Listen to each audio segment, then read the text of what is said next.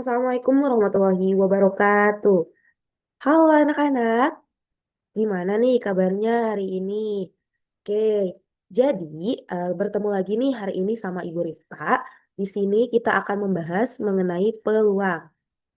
Nah, sebelum kita melanjutkan mengenai pembahasan tentang peluang, di sini Ibu eh, mengajak anak-anak semua untuk berdoa terlebih dahulu ya sebelum kita memulai pembelajaran. Berdoa di dalam hati masing-masing, dipersilahkan.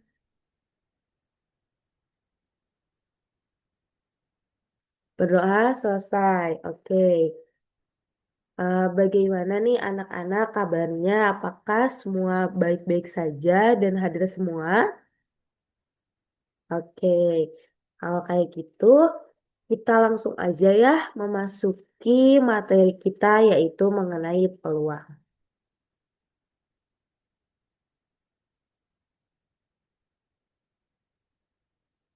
Nah, sebelum kita mengenal lebih lanjut mengenai peluang, di sini Ibu punya dua gambar ya anak-anak. Bisa anak-anak lihat. Nah, dua gambar ini apakah anak-anak familiar dengan keduanya? Yang sebelah kanan itu apa anak-anak? Ya, yang sebelah kanan itu Ludo, yang sebelah kiri itu hujan. Oke, apa yang kalian bisa dapatkan nih dari dua gambar ini? Ayo mulai berpikir anak-anak. Oke, keep ya jawaban anak-anak. Jawaban kalian di keep ya di masing-masing. Nah, selanjutnya di sini ada tujuan pembelajaran yang ingin Ibu capai dalam pembelajaran kali ini. Yang pertama, peserta didik dapat memahami konsep peluang, memahami ruang sampel dan titik sampel, lalu bisa menentukan ruang sampel dan juga bisa menyelesaikan permasalahan yang berkaitan dengan peluang dalam kehidupan sehari-hari. Dan yang terakhir, peserta didik dapat menyelesaikan permasalahan yang berkaitan dengan ruang sampel dan juga titik sampel. Oke, sebelum kita memasuki dengan materi peluangnya, di sini Ibu sedikit memberitahu ya tokoh matematika yang membawakan tentang peluang. Beliau bernama Girolamo Cardano, seorang filsuf dari Milan, Roma yang lahir pada abad ke-16 dan beliau lahir pada 24 September 1501. Beliau ini mengamalkan konsep peluang probabilitas untuk memenangkan suatu pertandingan atau suatu perlombaan. Nah, next. Nah, ini ya tadi Ibu kan tadi sudah suruh untuk kalian simpan jawaban kalian mengenai gambar-gambar ini. Nah, sekarang boleh kalian mulai ungkapkan di kolom komentar di bawah ini ya mengenai dua gambar di bawah ini, oke? Oke, kita lanjut. Nah, sebelum memahami peluang, kita pahami dulu terlebih dahulu mengenai dua elemen yang ada dalam peluang, yaitu ada ruang sampel dan juga titik sampel. Nah, ruang sampel sendiri merupakan himpunan semua kejadian yang diperoleh dari suatu percobaan. Ruang sampel biasanya dilambangkan dengan S. Dan yang kedua ada titik sampel. Titik sampel merupakan bilangan yang mewakili ukuran pemusatan dari sekumpulan data. Setiap anggota ruang sampel disebut juga kejadian yang mungkin. Ruang sampel itu tadi apa? Himpunan ya. Semua kejadian yang diperoleh dari suatu percobaan. Sedangkan titik sampel adalah bilangan yang mewakili ukuran pemusatan dari sekumpulan data. Oke, apakah sudah terbayang nih anak-anak mengenai ruang sampel dan titik sampel? Oke, biar langsung terbayang, Ibu di sini kasih contoh untuk ruang sampel dan titik sampel. Nih, Ibu kasih contoh soal, ada kejadian yang mungkin dari pelemparan sebuah dadu adalah munculnya muka dadu bernomor 1, 2, 3, 4, 5, dan 6. Dengan demikian, ruang sampel atau tadi lambang dari ruang sampel itu sendiri dilambangkan dengan S, berarti yaitu terdiri dari 1, 2, 3, 4, 5, dan 6. Nah, himpunan ya anak-anak jangan lupa kalau ruang sampel itu merupakan suatu himpunan. Makanya ruang sampel ditulis sebagai himpunan dari 1, 2, 3, 4, 5, dan 6. Sedangkan untuk titik sampel yaitu bilangan dari suatu peluang kan ya. Dari suatu kejadian ya. Di sini berarti titik sampel dari dadu tuh 1, 2, 3, 4, 5, dan 6. Sedangkan untuk banyaknya titik sampel atau jumlah dari titik sampel ini yang dilambangkan dengan NS yaitu berjumlah 6. Oke? Mulai terbayang anak-anak? Oke. Kalau misalnya sudah mulai terbayang, kita lanjut. Nah, dalam penentuan ruang sampel ada beberapa cara ya. Di sini ibu mengambil 3 cara untuk menentukan ruang sampel. Yang pertama yaitu cara mendaftar. Nah, gimana sih Bu cara mendaftar? Jadi, untuk cara mendaftar sendiri ini, misal di sini ibu punya contoh. Dari pelemparan satu dadu dan satu koin didapat susunan ruang sampelnya nih. Dadu itu kan ada 1 sampai 6 ya mata dadunya. Sedangkan koin kita bisa lihat ada angka dan juga ada gambar. Berarti ada 2 ya banyaknya sampel, titik sampelnya. Berarti bisa kita tulis secara mendaftar seperti ini ya. Ruang sampelnya sama dengan himpunan dari angka koma 1, angka koma 2, angka koma 3, angka koma 4, angka koma 5, angka koma 6. Itu buat bagian koin yang angka dan juga bagian dadu dari 1 sampai 6. Lalu untuk gambarnya, gambar koma 1, gambar koma 2, gambar koma 3, gambar koma 4, gambar koma 5, dan gambar koma 6. Seperti itu ya anak-anak. Nah, selanjutnya yang kedua ada cara melalui diagram pohon. Cara ini mungkin lebih efektif ya anak-anak karena anak-anak bisa langsung tergambar dan terbayangkan eh, pasangan-pasangan dari misalnya dadu dengan koin ataupun koin dengan koinnya gitu. Nah, di sini ibu ngambil contoh soal, ibu punya 2 koin yang dilempar sekaligus. Maka penyusunan ruang sampelnya seperti apa? Nih, koin pertama itu ada angka sama gambar kan? Nah, karena ibu punya 2 koin yang dilempar sekaligus, di sini berarti ada koin lagi kan, 2 koin yang dilempar secara bersamaan.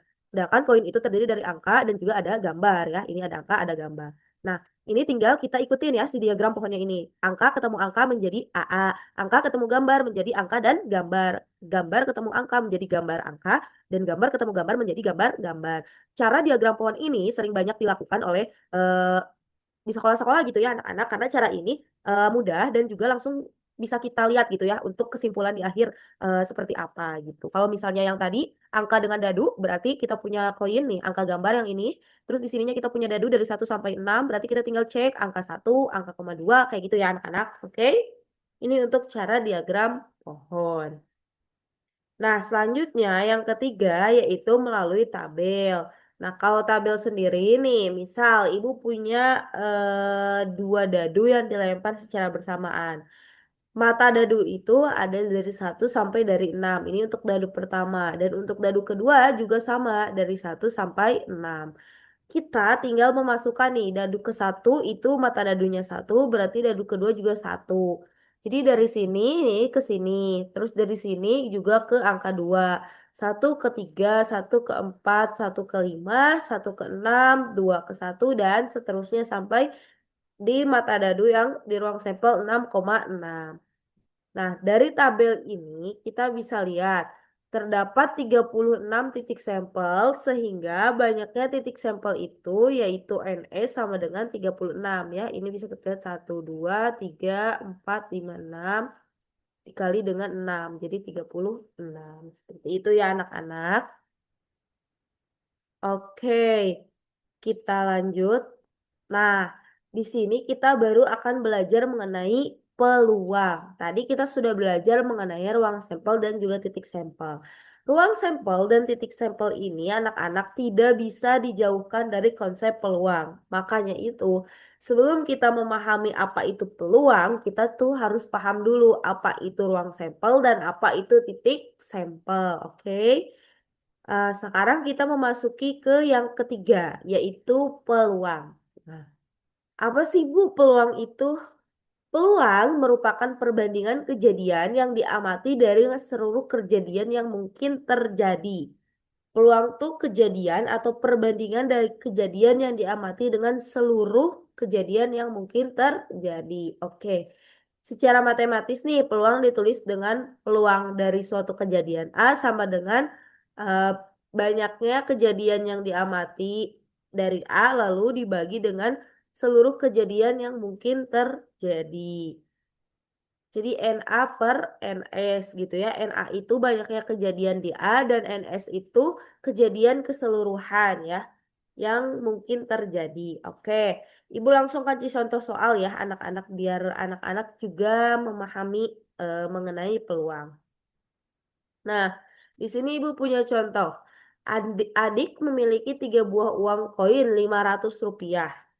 Ketiga uang tersebut dilempar secara bersamaan. Tentukan peluang munculnya ketika gambar dan munculnya paling sedikit satu angka. Nah, untuk mengerjakan bagaimana peluangnya itu, kita bisa mulai dari cara yang pertama yaitu menentukan ruang sampel dan juga titik sampel.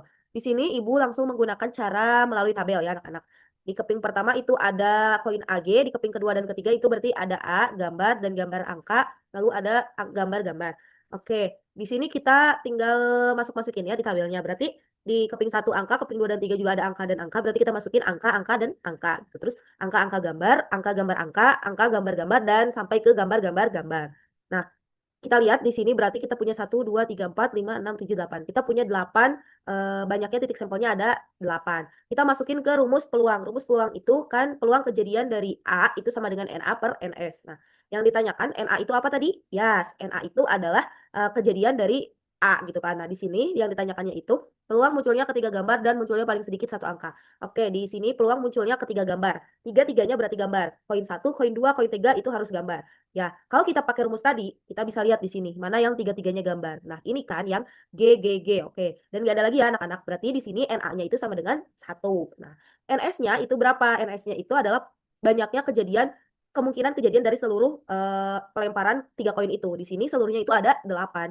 Berarti peluang munculnya ketiga gambar itu adalah 1/8. Sedangkan untuk peluang munculnya sedikitnya satu angka, itu ya, satu angka. Berarti yang angkanya ada 1 dalam setiap kejadian. Kita bisa lihat ini angkanya ada 3, berarti ini bisa masuk. Ini 2 masuk, masuk. Berarti yang bukan tuh tadi kan yang gambarnya 1. Berarti ini ada 7/8. Oke. Sampai sini anak-anak apakah masih menyimak dan paham mengenai konsep dari peluang? Oke, jangan lupa kita interaksi di kolom komentar ya anak-anak. Kalau misalnya anak-anak ada yang kurang paham, boleh nanti anak-anak tanyakan di kolom komentar. Oke, next. Nah, Ibu juga punya contoh lainnya, yaitu Mohan melempar sebuah dadu. Tentukan peluang munculnya mata. Oke, anak-anak bisa komen ya, anak-anak di komentar mengenai kesimpulan yang anak-anak dapat dan juga hal-hal yang belum kalian pahami mengenai peluang, titik sampel, dan juga ruang sampel. Oke. eh itu saja mungkin di pertemuan kali ini ya anak-anak. Jika ada yang belum paham, boleh ditanyakan di kolom chat. Nanti Ibu jawab juga pertanyaan dari anak-anak. Dan juga nanti anak-anak coba untuk berinteraksi ya, menanyakan apa yang belum paham ataupun mengomentari bagaimana dan di bagian apa yang perlu Ibu ulas kembali. Oke. Terima kasih. Sebelum Ibu tutup di kesempatan pembelajaran kali ini, nanti Ibu cantumkan link LKPD yang harus teman-teman dan juga anak-anak kerjakan untuk latihan yang akan nanti kita bahas di pertemuan selanjutnya ya. Nanti link LKPD-nya Ibu simpan di deskripsi ini ya, deskripsi video ini. Jadi mungkin sampai di sini saja pertemuan kita di pembelajaran kali ini. Ibu ucapkan terima kasih banyak buat anak-anak yang masih menyimak sampai di menit-menit terakhir ini. Oke. Mohon maaf apabila masih banyak kekurangan dari Ibu. Terima kasih banyak. Nah, sebelum Ibu tutup dengan salam, di sini Ibu ada refleksi. Nanti anak-anak bisa kasih komentar dengan emoji. Kalau misalnya anak-anak senang, boleh kasih emoji senang. Kalau misalnya anak-anak masih bingung, boleh kasih emoji dengan emoji yang bingung. Ataupun anak-anak kurang suka, boleh untuk kasih emoji marah. Oke? Di kolom komentar untuk refleksi kalian. Sampai di sini yang bisa Ibu sampaikan. Terima kasih banyak. Wassalamualaikum warahmatullahi wabarakatuh. Sampai jumpa lagi anak-anak.